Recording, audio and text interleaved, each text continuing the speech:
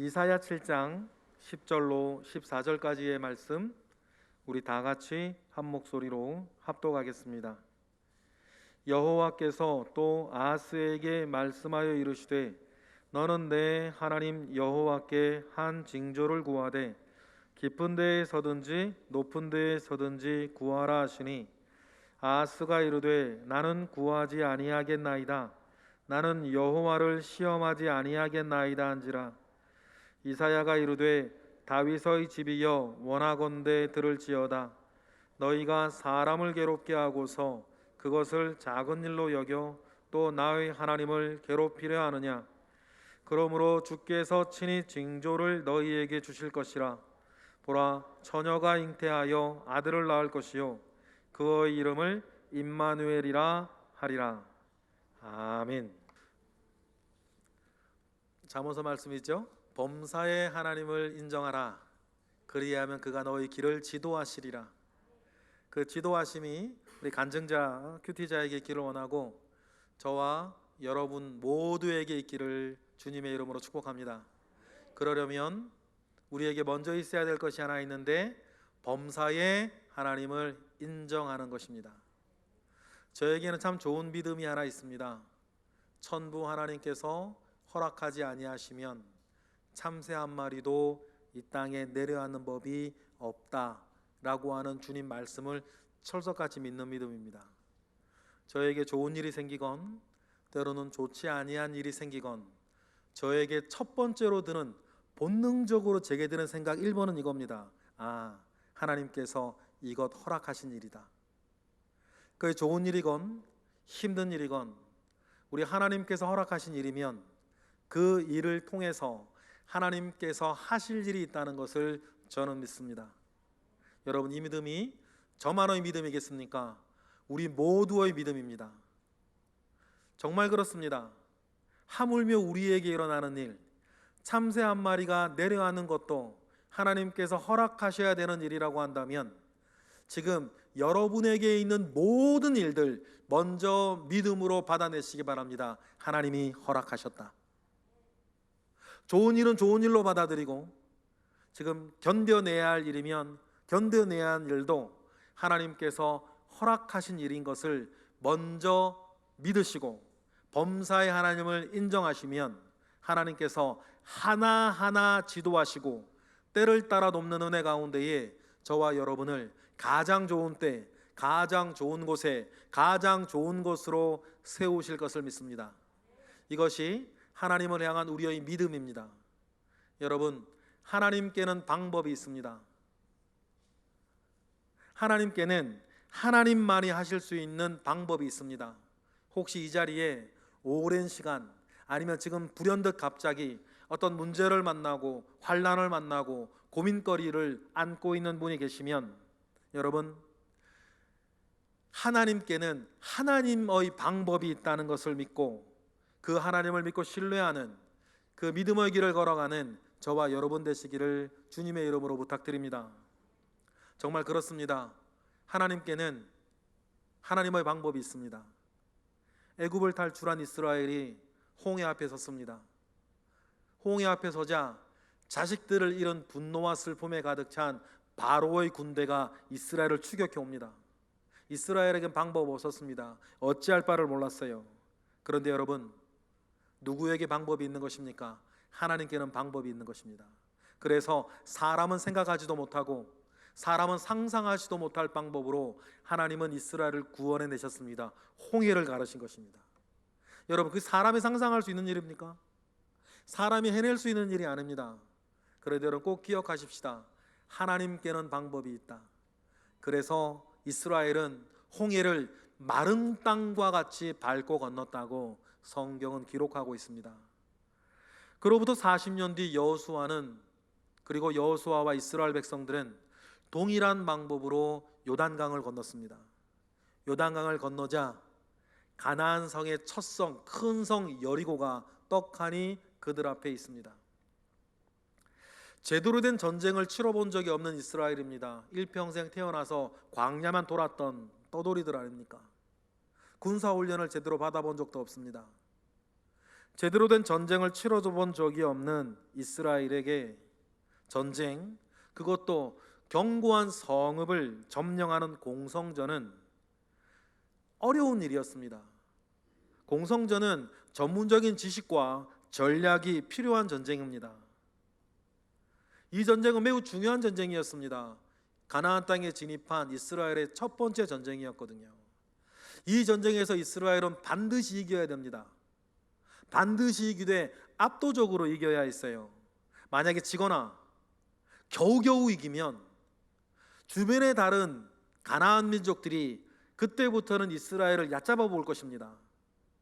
그래 되면 이후의 전쟁이 어떻게 흘러갈지 아무도 모르는 정말 중요한 전쟁이 이스라엘 눈앞에 왔습니다.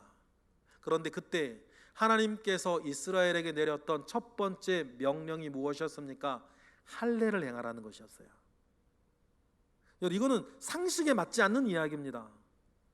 이거는 군사적으로는 절대로 해서는 안 되는 일이었어요. 그런데 하나님은 이스라엘에게 할례를 명하셨습니다. 그리고 그 이후에는 하나님께서 여리고성을 하루에 한 번씩 돌라 하셨습니다. 아무것도 하지 말고 한 바퀴씩 돌라고 하셨어요. 이것은 여러분 전쟁을 치르는 방법이 아닙니다. 그러면 여러분, 하나님께서는 왜 그런 명령을 하셨을까? 여리고성뿐 아니라 앞으로 가나안 성을 정복하는 모든 전쟁은 사람의 힘도 아니요 이스라엘의 능력도 아니요 나 여호와의 힘으로 되어지는 일이라는 것을 이스라엘이 알기를 원하셨습니다. 그리고 오늘 우리도 알기를 원하십니다. 마지막 날 7일째 되었을 때에 이스라엘에겐 7바퀴를 돌라 하셨죠. 그리고 다 돈 후에 그 공성전에서 이스라엘이 유일하게 했던 행동 하나를 하라 그러십니다. 뭐였습니까? 고함을 치는 것이었습니다. 여러분, 이스라엘의 함성 소리에 여리고성이 순식간에 무너져 내립니다. 여러분, 이스라엘이 일제히 외치는 함성의 음파가 여리고성을 무너뜨린 것입니까? 그렇지 않습니다. 이 전쟁은 하나님이 하시는 것이다. 그것을 여러분 이스라엘이 알게 하는 것입니다. 그리고 여리고성뿐 아니라 가나안 전쟁의 모든 여정도 하나님은 하나님의 방법이 있으니 너희들은 그 방법 가운데에 믿고 따라오라는 것이에요. 여러분, 이 믿음 여리고성 전쟁 이후로 이스라엘에게 생겼고 오늘 우리에게 하나님께는 하나님의 방법이 있으니 여러분 하나님을 신뢰하며 살아가는 믿음이 저와 여러분에게 있기를 주님의 이름으로 축복합니다. 여러분이 해결할 수 있는 일들도 있습니다. 그런데 여러분도 있으실 거예요. 지금까지도 해결되지 않는 여러 가지 마음의, 생각의, 삶의, 육신의, 인생의 문제가 여러분에게 있지 않습니까? 분명한 것 하나 있습니다. 지금까지 해결이 안 되고 있다면 앞으로도 해결될 수 없다는 것이에요. 왜냐하면 저와 여러분은 누구보다도 열심히 지금 살고 계시기 때문입니다. 제가 알기로도 우리 교회 성도님들 정말 최선을 다해서 열심히 살고 계십니다. 그런데 열심히 그렇게 살고 있는데 지금까지 해결이 안 됐다. 그러면 여러분 분명한 사실은 앞으로도 해결 안 된다는 뜻이에요. 그러면 여러분 해결 안 되는 것으로 끝입니까? 이 시간 우리가 기억해야 될 것 하나 있습니다. 나에게는 방법이 없는데 우리 하나님께는 방법이 있다. 하나님은 하나님의 방법이 있다는 것입니다. 여러분, 오늘 우리에게 있어야 할 믿음이 이 믿음입니다. 사람의 계산을 초월하는 하나님의 방법이 있습니다. 이 사실을 믿고 사는 저와 여러분 되시기를 원해요. 이 사실을 정말 믿으면 최소한 3가지가 여러분들에게 생기는데, 첫 번째는 감사입니다. 두 번째는 평화예요. 그리고 세 번째, 이 시간 잠깐 나누고 싶은 기다릴 줄 알게 됩니다. 하나님께는 방법이 있고 하나님께서 하실 것이라고 믿는 사람은 분명히 여러분 하나님께서 일하실 때까지 기다릴 수 있습니다. 기가 막힐 웅덩이에 빠졌을지라도 하나님을 기다리며 기도할 줄 아는 사람이 되는 거죠. 여러분, 그 믿음과 기도가 저와 여러분에게 있기를 믿습니다. 다윗은 하나님을 기다릴 수 있는 사람이었습니다. 다윗에게는 지금 이 시간 다 말할 수도 없는 무수한 고난과 환난이 다윗에게 있었습니다. 하지만 그는 하나님에게는 하나님의 방법이 있다는 사실을 알았습니다. 그래서 다윗은 기다릴 수 있었어요. 그리고 자신의 기도에 응답하시는 하나님을 경험합니다. 그래서 시편 40편에 보면 그렇게 해서 기다린 하나님을 다음과 같이 노래하죠. 우리 40편 1절 읽어보겠습니다. 시작. 내가 여호와를 기다리고 기다렸더니 귀를 기울이사 나의 부르짖음을 들으셨도다. 정말 어처구니 없는 일들이 다윗에게는 많이 있었습니다. 아버지로부터, 형제들로부터, 장인어른으로부터, 아내와 여러 사람들로 어처구니 없는 일로 버림을 당하고 배신을 당하는 일이 다윗에게는 비일비재하게 있었어요. 하지만 그때마다 다윗은 자신의 방법을 동원해서 복수하지 않았습니다. 자기 정치나 자기 모략으로 그 일을 해결하고 왕이 되려고 하지 않았습니다. 대신 하나님을 신뢰했어요. 그러자 하나님은 그런 하나님을 하나님의 방법으로 높여주셨습니다. 다윗이 그거 너무나 잘 알았죠. 그래서 시편 40편 2절에 다음과 같이 노래합니다. 다 같이. 그가 나를 기가 막힌 웅덩이와 수렁에서 끌어올리시고 내 발을 반석 위에 두사 내 걸음을 견고하게 하셨도다. 여러분, 이 믿음이 저와 여러분에게 있어야 됩니다. 이를 원한다면 우리에게 한 가지 믿음이 최소한 있어야 하는데, 그 믿음을 가지고 기도해야 되는데 뭡니까? 하나님은 하나님의 방법이 있다는 사실이에요. 여기에서 우리가 조심할 것이 하나 있습니다. 그건 뭐냐면 믿는 척 하는 것입니다. 사실상 믿지 않는데 믿는 척 하는 것과 사실상 믿지 않는데 자기는 믿는다고 오해하는 것이에요. 남유다에 아하스라고 하는 왕이 있었습니다. 아하스의 아들이 그 유명한 히스기야였고, 아하스 왕의 아버지는 요담 왕이었습니다. 아하스의 아버지 요담은 요시야나 히스기야만큼 믿음이 훌륭한 사람은 아니었는데, 그래도 성경은 요담을 하나님 아버지 앞에 정직하고 진실한 왕이라고 좋게 평가하는 왕이 아하스의 아버지 요담이었습니다. 그러니 아하스는 장차 왕이 될 사람으로서 왕의 교육을 잘 받았고 좋은 가정 분위기 아래서 신앙 교육도 잘 받은 사람이었습니다. 그렇게 자라던 아하스는 20살이 되던 해에 비로소 남유다의 왕이 됩니다.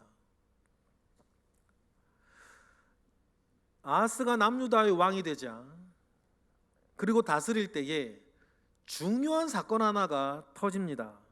북이스라엘과 아람이 연합군을 결성해서 남유다를 쳐들어온 것입니다. 남유다가 큰 위기에 빠졌습니다. 이 소식을 들은 아하스와 백성들의 마음이 다음과 같았다라고 성경은 전합니다. 이사야 7장 2절입니다. 다 같이.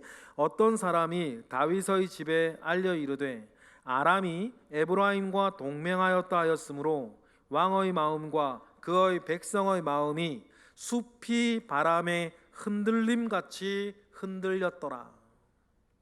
나라의 운명이 말 그대로 풍전등화, 바람 앞에 등불같이 되었습니다.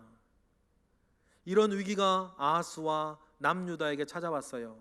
그러면 여러분, 하나님께서 이 사실을 모르시겠습니까? 하나님도 이 모든 걸 알고 계시죠. 그래서 하나님은 급하게 이사야 선지자를 아하스에게 보냅니다. 그리고 하나님의 뜻을 아하스에게 전하며 그에게 용기를 주세요. 이사야 7장 4절이죠. 다 같이. 그에게 이르기를 너는 삼가며 조용히 하라. 르신과 아람과 르말리아의 아들이 심히 노할지라도 이들은 연기 나는 두 부지깽이 그루터기에 불과하니 두려워하지 말며 낙심하지 말라. 하나님께서 진정시키시는 거죠. 그리고 지금 들이닥치니 악한 일을 뒤집을 만한 선한 일이 일어나기를 내게 나와 기도하라고 하십니다. 이어지는 10절 보실까요? 다 같이. 여호와께서 또 아하스에게 말씀하여 이르시되 너는 내 하나님 여호와께 한 징조를 구하되 깊은 데에 서든지 높은 데에 서든지 구하라 하시니. 이러한 하나님으로부터의 메시지를 들은 아하스는 그동안 자기가 배워오고 자라온 신앙처럼 하나님의 지식을 의지해서 다음과 같이 큰 믿음을 고백합니다. 12절이죠. 읽어보겠습니다. 아하스가 이르되 나는 구하지 아니하겠나이다. 나는 여호와를 시험하지 아니하겠나이다 한지라. 나는 여호와를 시험하지 아니하겠나이다. 여기서 시험하지 않겠다라고 하는 나사라고 하는 말은 꾀를 내어 도전해서 증명해보다라는 뜻입니다. 그러니까 아하스의 말은 내가 이러한 위기 안에서 꾀를 내어 하나님을 증명해보지 않겠다. 다시 말해서 하나님께서 우리를 지키실 것을 믿으니 불안해하지 않겠다라는 뜻입니다. 불안해서 살려달라고 애쓰지 않겠다는 말입니다. 하나님의 뜻 안에서 모든 것은 하나님의 뜻대로 될 것을 믿는다는 뜻이에요. 그러니 나는 하나님을 시험하지 않겠다라고 말을 합니다. 아하스가 어릴 때부터 배워온 신앙을 고백하는 것입니다. 그리고 이건 정답이었어요. 마치 예수님께서 말씀하신 것처럼 그러므로 염려하여 이르기를 너희는 무엇을 먹을까 무엇을 입을까 무엇을 마실까 하지 말라. 이는 다 이방인들이 구하는 것이라. 너희 하늘 아버지께서 이 모든 것이 너희에게 있어야 할 줄을 아시느니라 라고 하신 말씀처럼 아하스의 말은 내가 하나님을 신뢰하니 하나님을 시험하지 않겠다라고 말한 것입니다. 그런데 여기서 아하스의 이 말이 여러분 진심이었습니까? 아하스가 정말 이렇게 믿고 있었을까요? 아하스가 이런 믿음을 가지고 있는 사람이었다면 북이스라엘이 연합해서 아람과 함께 쳐들어온다는 소식을 들었을 때에 왜 그의 마음이 숲이 바람에 흔들리는 것까지 흔들렸을까요? 여러분, 아하스는 하나님을 믿지 않았습니다. 자기가 배워온 신앙대로 그는 정답을 말할 수는 있었는데 하나님을 믿는 사람이 아니었어요. 여러분, 하나님을 신뢰하지 않고 하나님을 의지하기 싫은 자기의 마음을 역설적이게도 신앙적으로 지금 표현하고 있는 거예요. 여러분, 우리도 얼마든지 나의 불신을 마치 큰 믿음을 가지고 있는 것처럼 포장해서 말할 수 있습니다. 교회 생활을 오래 한 사람일수록 일 잘해요. 왜냐하면 교회의 문법에 익숙하기 때문이에요. 하지만 여러분 기억하십시다. 믿지 않는 것은 믿지 않는 겁니다. 불신은 불신이에요. 그가 아무리 교회의 문법에 익숙하여서 신앙적인 이야기와 믿음의 이야기와 성경 이야기를 아무리 잘할 수 있다 하더라도 믿지 않는 것은 믿지 않는 것입니다. 하나님의 말씀을 두고 읽고 은혜 받고 깨달을 수는 있어도 안 믿는 것은 여러분 안 믿는 거예요. 아하스가 그런 사람이었습니다. 하나님은 특히 자기의 사람이 자기를 믿지 아니할 때에 하나님 괴로워하세요. 왜냐하면 그 끝을 아시기 때문이고 자기의 사람조차 자기를 믿지 아니할 때에 하나님 너무나 안타까우시기 때문이죠. 그래서 믿지 않아 자기에게 기도해야 되는데 기도하지 못하는 사람들을 하나님 보시면 너무 괴로워하세요. 그래서 하나님은 이사야 선지자에게 안타까워서 아하스에게 다음과 같이 말씀하시는 거 아닙니까? 이어진 우리 13절 말씀 보실까요? 이사야가 이르되 다윗의 집이여 원하건대 들을지어다. 너희가 사람을 괴롭히고서 그것을 작은 일로 여겨 또 나의 하나님을 괴롭히려 하느냐. 하나님은 그런 아하스의 모습을 보고 매우 괴롭다 말씀하셨어요. 이사야 선지자는 아하스를 보고 그의 진심을 모르겠습니까? 기도하라는 하나님의 말씀에 큰 믿음을 고백하는 척하면서도 기도하지 않은 아하스를 보면서 이사야는 그래서 하나님께, 나의 하나님께 괴로움을 드리지 말라고, 쓸데없는 소리 하지 말고 기도하며 하나님을 의지하라고 이야기를 하고 있는 것입니다. 그런데 여러분, 이 말도 아하스에게 들리지 않습니다. 소리가 안 들리겠습니까? 이 말이 아하스의 가슴에 닿지를 않아요. 왜냐하면 아하스는 지금 다른 것을 의지하기 때문입니다. 이사야 선지자 앞에서는 각종 믿음의 얘기를 다 해놓고서는 아하스는 다른 것을 의지해서 뒤에서는 지금 다른 일을 벌이고 있었거든요. 이때의 똑같은 상황을 다른 성경에서 다루고 있는데 거기가 어디냐면 열왕기하 16장이에요. 열왕기하 16장에서도 아람과 북이스라엘이 연합하여서 남녀를 쳐들어올 때를 배경으로 성경에 기록되어졌는데, 그때 아하스가 뒤에서 무슨 일을 하고 있었습니까? 열왕기하 16장 7절 8절을 우리 읽어보겠습니다. 다 같이 시작. 아하스가 아수르 왕 디글랏빌레셋에게 사자를 보내 이르되 나는 왕의 신복이요 왕의 아들이라. 이제 아람 왕과 이스라엘이 나를 치려지니 청하건대 올라와 그 손에서 나를 구원하소서 하고, 아하스가 여호와의 성전과 왕궁 곳간에 있는 은금을 내어다가 아수르 왕에게 예물로 보냈더니.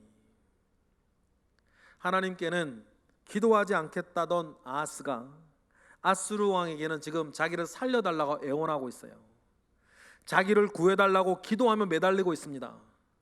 심지어는 왕궁과 성전의 곳간을 다 털어서 예물로 보냅니다. 그만큼 간절하다는 뜻이에요. 그런데 여러분, 이 간절함은 원래 하나님을 향해 있어야 되는 것 아닙니까? 여러분, 저와 여러분도 이럴 수 있어요.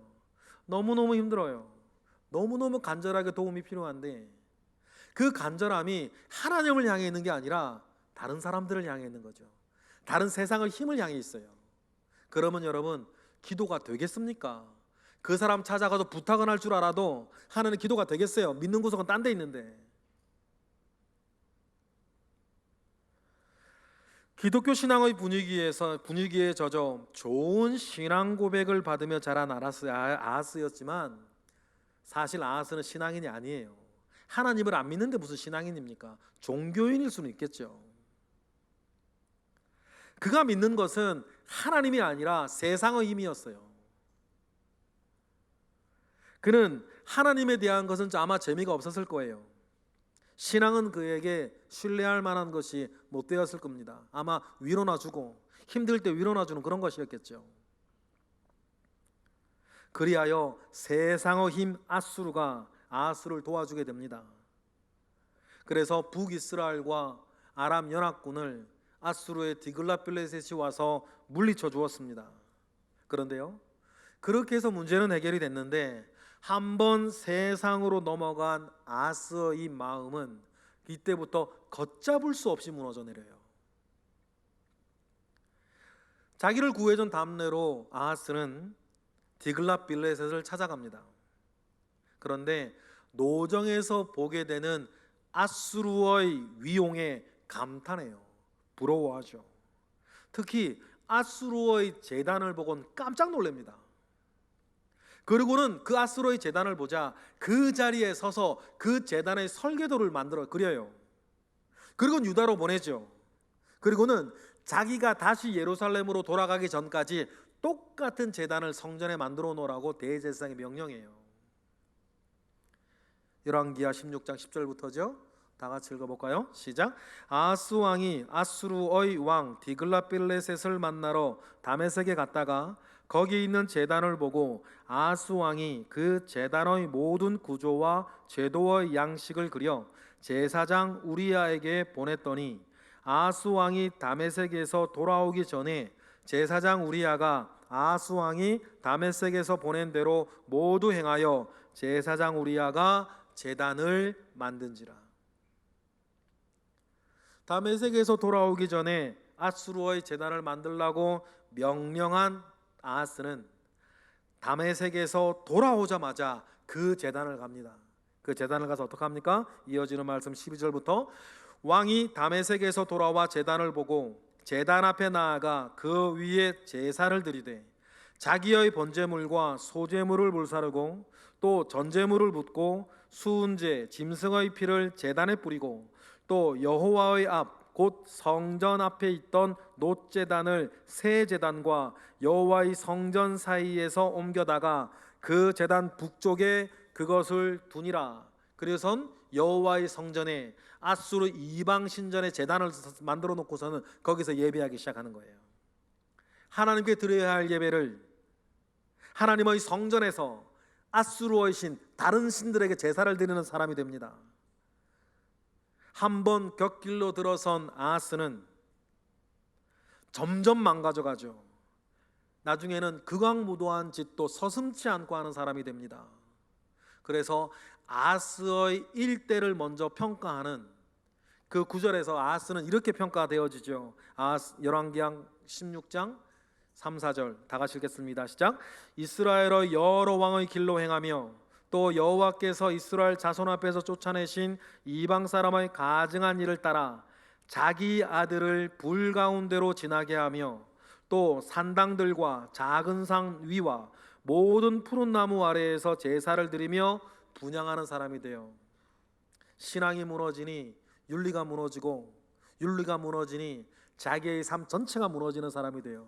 심지어는 이방 신들의 제사를 드릴 때 자기 아들을 불 가운데 지나게 하는, 자기 아들을 불로 태워 제사를 드리는 사람이 되고, 보이는 곳에서 높은 산이나 푸른 산이나 푸른 나무만 있으면 거기에서 제사하고 예배하는 그런 사람이 되고 말았던 것입니다. 아하스는 이렇게 망한 사람이 됐어요. 그러면 여러분, 이 일이 자기 한 사람 망한 것으로 끝났겠습니까? 이스라엘은 그 후에 어떻게 됐습니까? 앗수르가 와서 북이스라엘과 아람 연합군을 물리쳐 줬습니다. 여러분, 그것으로 끝났습니까? 그렇지 않습니다. 비로소 앗수르가 발톱을 드러내죠. 이 앗수르에게 형제의 나라 북이스라엘이 망합니다. 북이스라엘이 망하고 그것으로 끝입니까? 북이스라엘을 멸망을 시킨 앗수르는 얼마 지나지 않아 남유다를 침공해 들어와요. 그때 수백만 명이 죽습니다. 그때 남유다가 망할 뻔해요. 아스의 아들 히스기야 때지 않습니까? 그러면 여러분, 이 참혹한 일들이 왜 벌어졌습니까? 큰 문제가 생겼을 때에 하나님을 의지하지 않고 인간적인 자기 방법을 동원해서 이 일을 해결하고자 했던 아하스는 자기의 인생도 망치고 북이스라엘 날리고 남유다는 망할 뻔하게 만들었어요. 여러분, 하나님을 의지하지 아니하고 인간적인 방법을 동원해서 어떤 문제를 풀고자 하면 더 큰 죄와 더 큰 화가 끌려 들어온다는 것을 우리는 기억해야 합니다. 그러니 여러분, 여기서 우리는 지금도 어쩌면 여러분들이 가지고 있을 크고 작은 각종 문제들을 인간적인 방법으로 해결하지 않고 반드시 하나님께 가지고 나와야 한다는 사실을 이 시간 배우시기를 바랍니다. 그리고 여기서 분명히 우리가 그러려면 믿어야 할 것이 있죠. 하나님에게는 하나님의 방법이 있다는 거예요. 하나님을 의지하지 않고 인간적인 방법만을 찾으려는 아하스에게 하나님께서 이사야 선지자를 통해서 주신 유명한 구절이 오늘 우리가 읽었던 14절 말씀입니다. 14절 읽어볼까요? 다 같이 시작. 그러므로 주께서 친히 징조를 너희에게 주실 것이라. 보라, 처녀가 잉태하여 아들을 낳을 것이요 그의 이름을 임마누엘이라 하리라. 여러분, 이 말의 원래 의미는 그럼 무엇입니까? 사람은 상상할 수도 없고 사람은 생각할 수도 없는 하나님의 방법이 따로 있다는 거예요. 처녀가 잉태하여 아들을 낳을 수도 있다는 하나님의 방법이 있다는 것입니다. 여러분, 우리는 이 하나님을 신뢰합니다.